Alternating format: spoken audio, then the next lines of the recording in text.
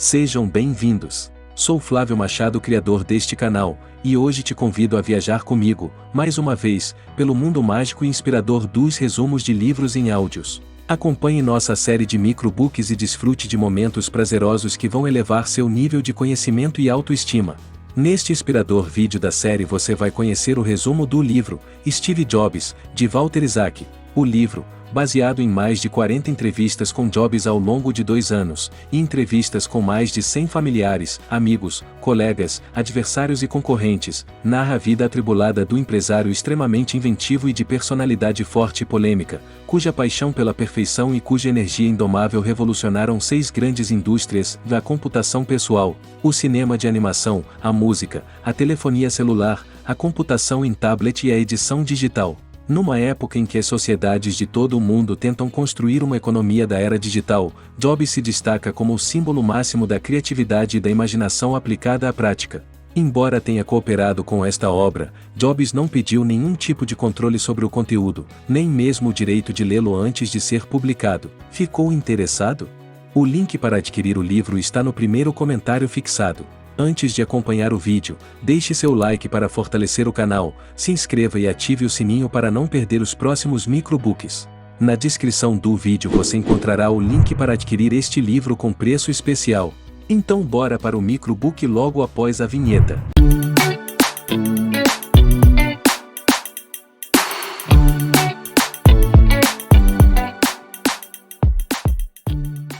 Steve Jobs. Entender e comunicar a vida de Steve Jobs é um desafio e tanto. E Steve era tão genial que sabia disso e escolheu um biógrafo à sua altura. Após o diagnóstico do câncer que o levou à morte, Walter Isaacson foi o escolhido. Ele já tinha em seu portfólio nada menos que biografias de Albert Einstein e Benjamin Franklin.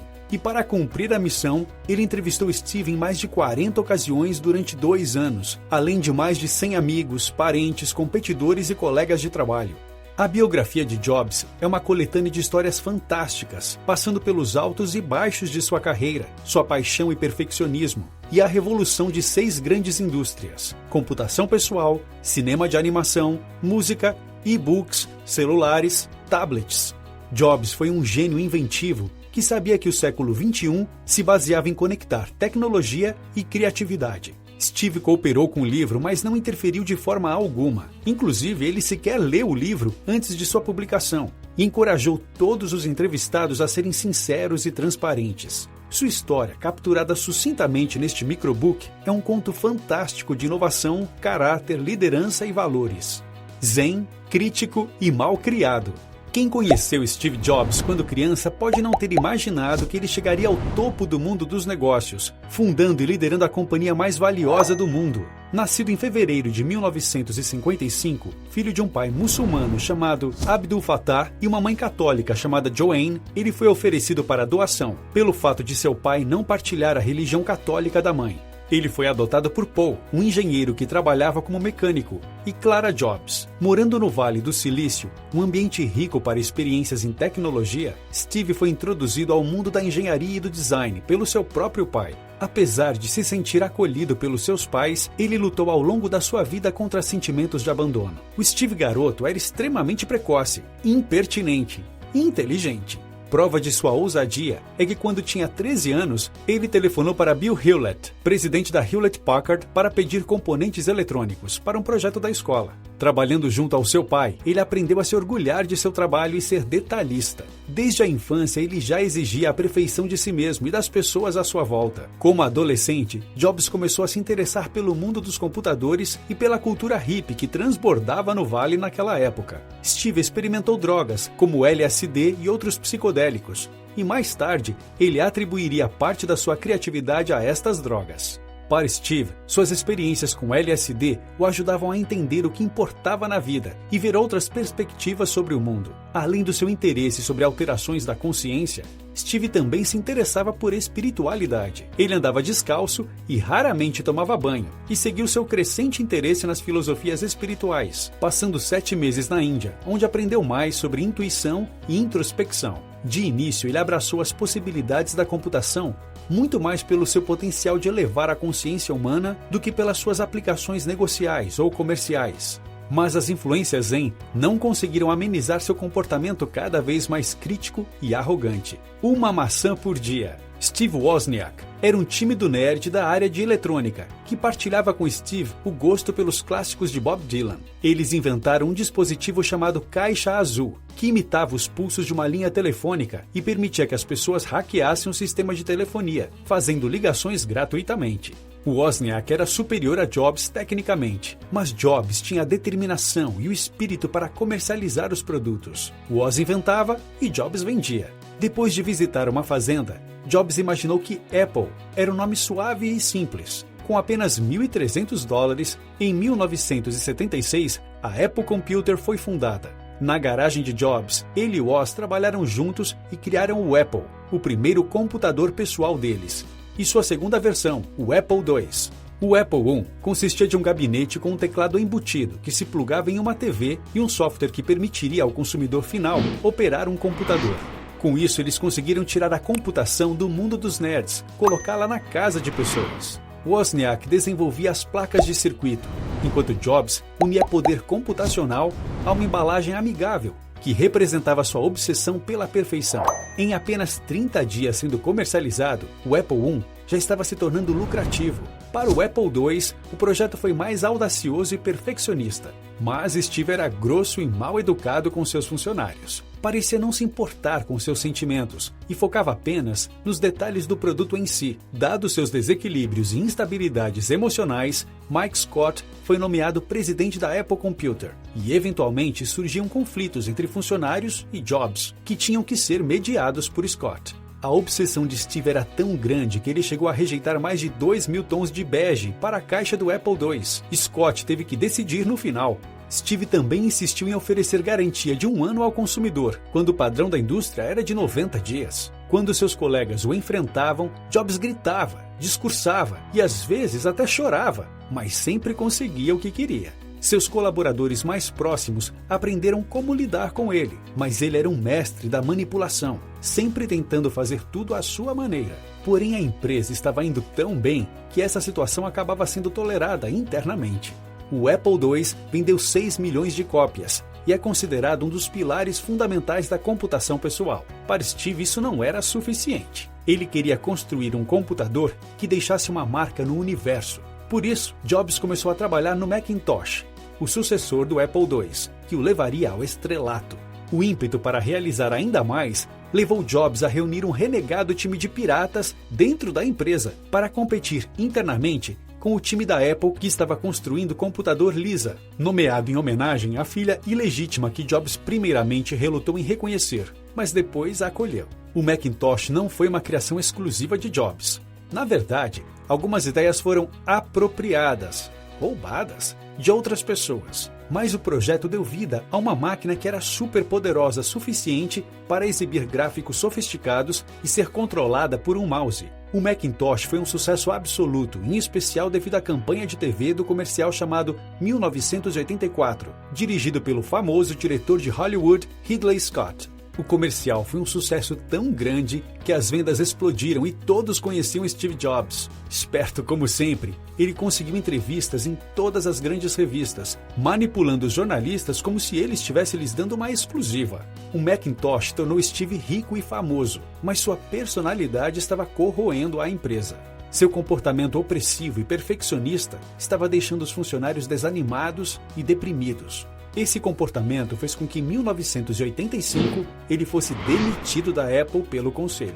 What's next? Depois de se recuperar da demissão em sua própria empresa, Jobs notou que ele agora podia fazer as coisas do seu próprio jeito. Seu primeiro projeto foi um computador para o mercado educacional chamado Next. Com o Next, ele pôde retomar sua paixão pelo design. Ele investiu mais de $100 mil apenas pela logo da empresa e queria que o computador tivesse o formato de um cubo perfeito. Porém, isso encareceu demais os custos de fabricação. A Next quase quebrou. O lançamento atrasou em anos e no final o produto era caro demais para o seu consumidor. Seu alto custo e a falta de disponibilidade de softwares fizeram com que o projeto falhasse.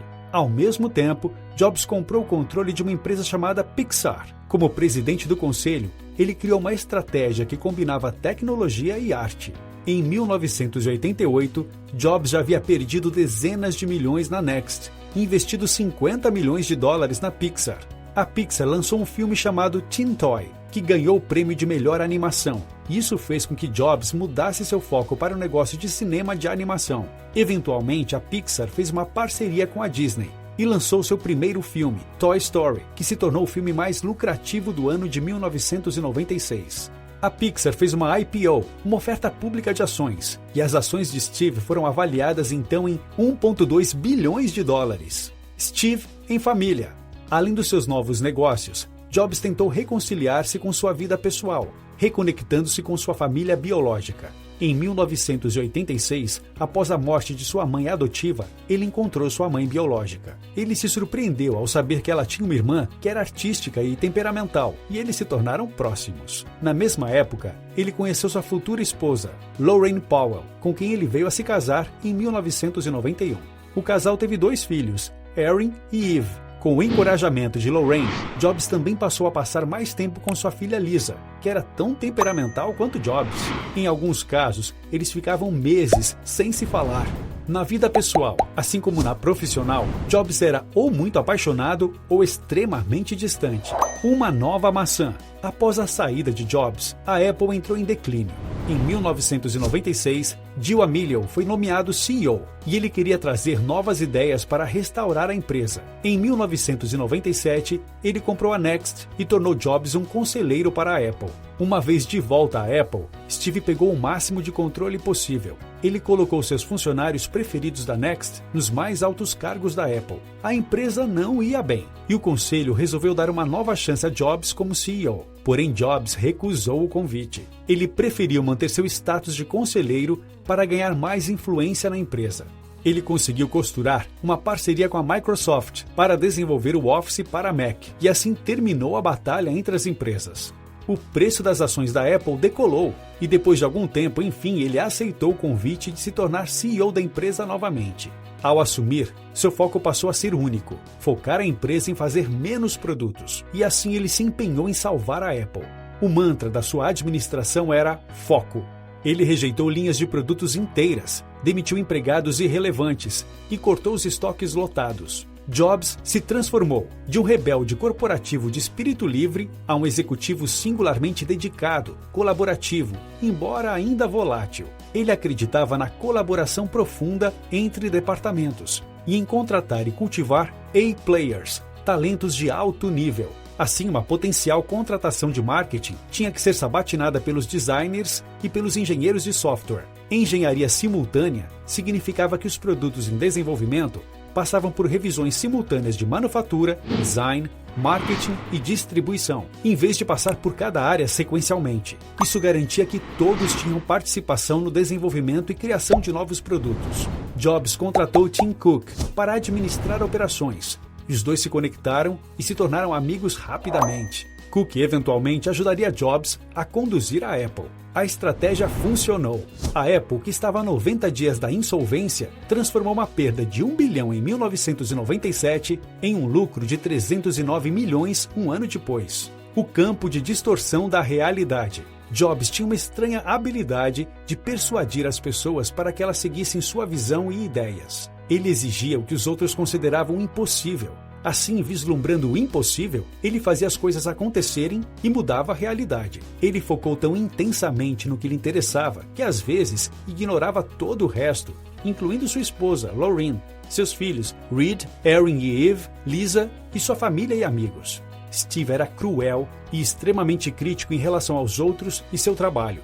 Mas mesmo assim cultivava assistentes fiéis, quase fanáticos. Ele nunca se apegou a posses materiais, vivendo em casas não mobiliadas, mas sua paixão por produtos fez da Apple um gigante. Jobs acreditava que as regras não se aplicavam a ele. O homem que se recusava a colocar placas nos seus carros e estacionava em vagas reservadas a deficientes, inventou produtos que os consumidores nem sabiam que queriam, mas pelos quais logo se apaixonaram.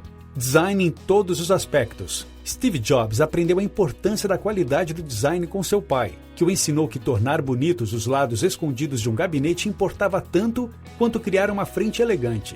Das suas incursões nas filosofias orientais, Jobs entendeu que o design do produto era sua essência. Ele conheceu um designer chamado Jony Ive, que se tornou seu braço direito e o número 2 na Apple. Jobs elevou esses conceitos a ponto de acreditar que a apresentação dos produtos da Apple poderia transmitir tanto significado quanto os próprios produtos. Até as embalagens eram cruciais. Jobs envolveu-se tanto nas minúcias relativas a design que seu nome aparece em diversas patentes dos produtos da Apple. Jobs chamou a atenção do público quando a Apple introduziu o iMac em 1998.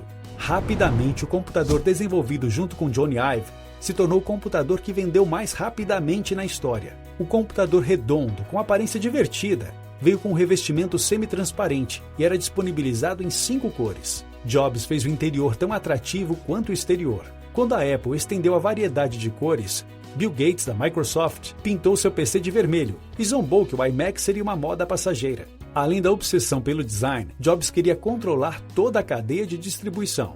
Daí veio a ideia de ter sua própria presença física, a Apple Store. A primeira Apple Store surgiu em 2001 e foi um grande sucesso. Hoje, Apple Stores ainda são resultado da quase obsessiva necessidade de controle de Jobs. Os computadores eram diferentes, mas os varejistas em geral não focavam em explicar as diferenças para os compradores. Jobs queria administrar a experiência do consumidor, do mesmo jeito que havia influenciado em todos os outros aspectos do design e produção dos computadores. Portanto, ele resolveu projetar pontos de vendas com o mesmo gosto que ele trouxe para todo o resto. Ele insistiu em locais caros e com grande movimento. Ele patenteou o design das escadarias de titânio e vidro das lojas. Ele queria mais que uma loja. Queria uma experiência do cliente que se associasse ao espírito dos produtos da Apple. Mais do que apenas computadores. Jobs escolheu top 100 funcionários, aqueles que ele escolheria para colocar em um barco salva-vidas e levar para sua próxima companhia, em um retiro anual para discutir sobre o futuro da Apple.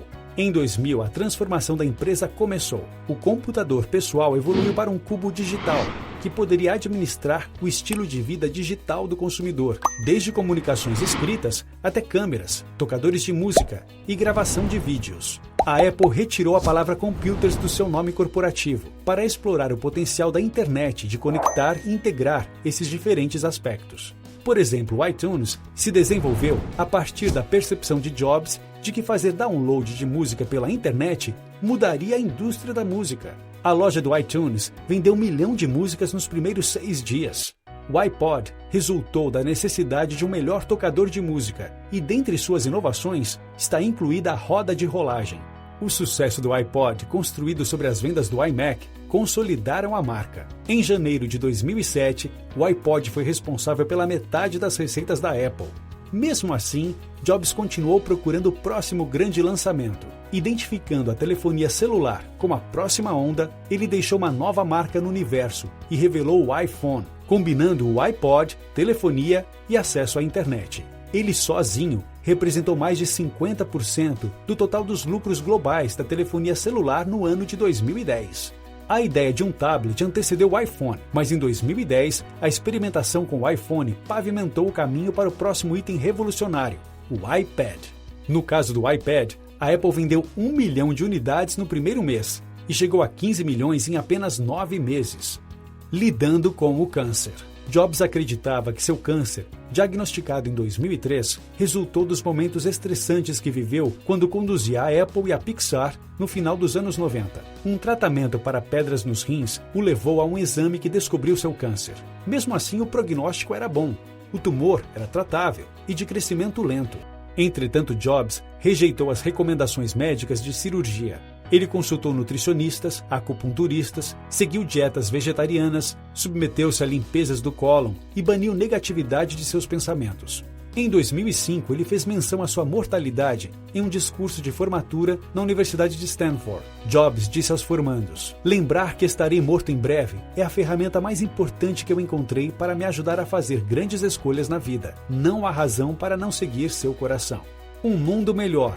Notas finais. Steve Jobs transformou indústrias, inventou novas formas de comunicação, colocou o mundo ao alcance da ponta dos dedos e fez isso de forma divertida, inteligente e legal. Sua crença de que o produto era tudo guiou a filosofia da Apple e seu foco em como o consumidor perceberia e usaria esses produtos. Jobs sentia da mesma forma que seu ídolo, Edwin Land, da Polaroid, que estava na intersecção das artes com a ciência. Como Walt Disney, Jobs queria deixar uma empresa que fizesse uma contribuição para a sociedade e representasse mais do que somente lucros. Ele reconheceu que sua personalidade era difícil e que seu comportamento era às vezes cruel, mas acreditou que ser honesto era a única forma de dar o seu melhor e extrair o melhor daqueles à sua volta. Gostou do vídeo? Então deixe seu like, se inscreva no canal e ative o sininho para não perder os próximos vídeos. Deixe seu comentário e compartilhe.